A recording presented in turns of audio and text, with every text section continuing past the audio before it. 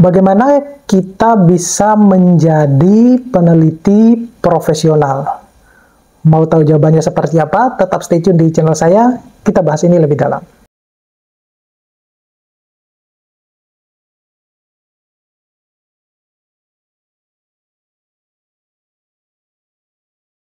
Assalamualaikum warahmatullahi wabarakatuh.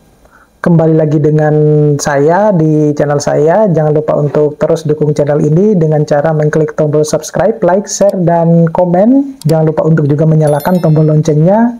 Dan biasakan untuk menonton video-video saya secara full.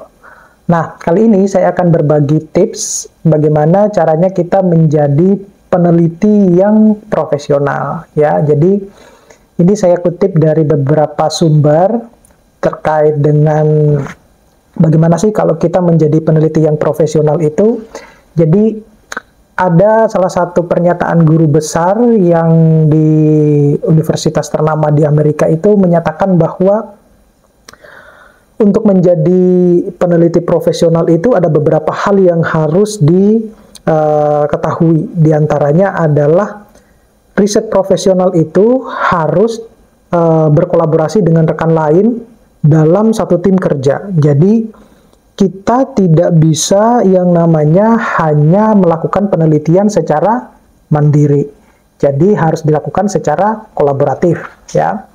Kemudian yang kedua itu adalah riset profesional harus dapat memposisikan diri dengan tepat dan siap untuk belajar seumur hidup. Jadi tidak bisa tuh kalau misalnya melakukan penelitian kemudian selesai sampai di situ aja gitu, karena dalam satu bidang penelitian itu banyak hal yang harus kita explore terkait dengan penelitian atau kemajuan-kemajuan di dalam penelitian.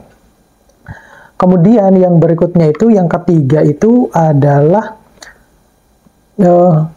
kita sebagai riset ya yang profesional jangan terjebak dalam kebiasaan dan dan kita harus terus belajar ya, mencari peluang menarik untuk menyumbangkan apa yang kita ketahui. Jadi kalau kita punya ilmu kita harus bisa sesegera mungkin kita share ke teman-teman gitu, untuk biar oh ternyata ilmu ini itu perkembangannya sudah sejauh ini gitu dalam penelitian. Nah, sementara itu dia juga menyatakan bahwa salah seorang profesor di Amerika itu menyatakan bahwa terkait dengan penulisan artikel ilmiah ya yang siap untuk dipublikasikan, kita itu harus memiliki tanggung jawab untuk membagi apa yang kita pelajari gitu. Jadi ada hal-hal yang harus dilakukan di dalam kita menulis artikel ilmiah yang siap untuk dipublikasikan dari hasil penelitian kita.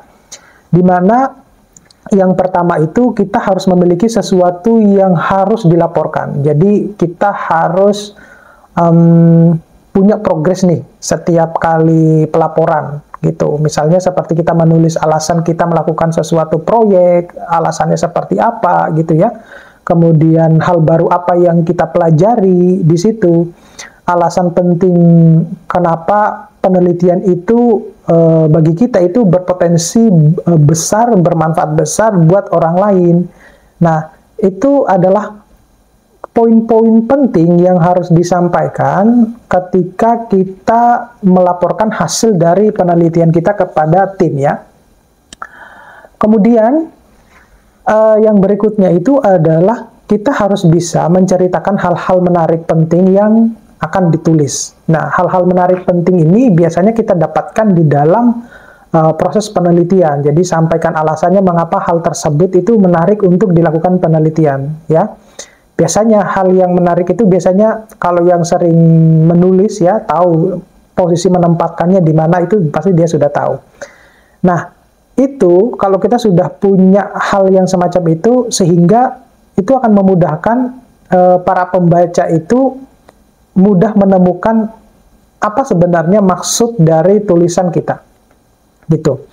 Kemudian yang ketiga itu adalah lanjutkan ke hal-hal yang kita ketahui sehingga dapat mendefinisikan apa yang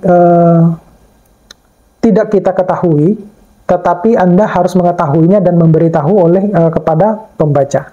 Semacam itu. Jadi kita yang namanya penelitian, yang melakukan penelitian itu harus memberikan informasi selengkap mungkin, sedetail mungkin terhadap pembaca. Oke, terima kasih. Mudah-mudahan ini bisa bermanfaat. Sampai ketemu pada video-video berikutnya. Saya akhiri, assalamualaikum warahmatullahi wabarakatuh.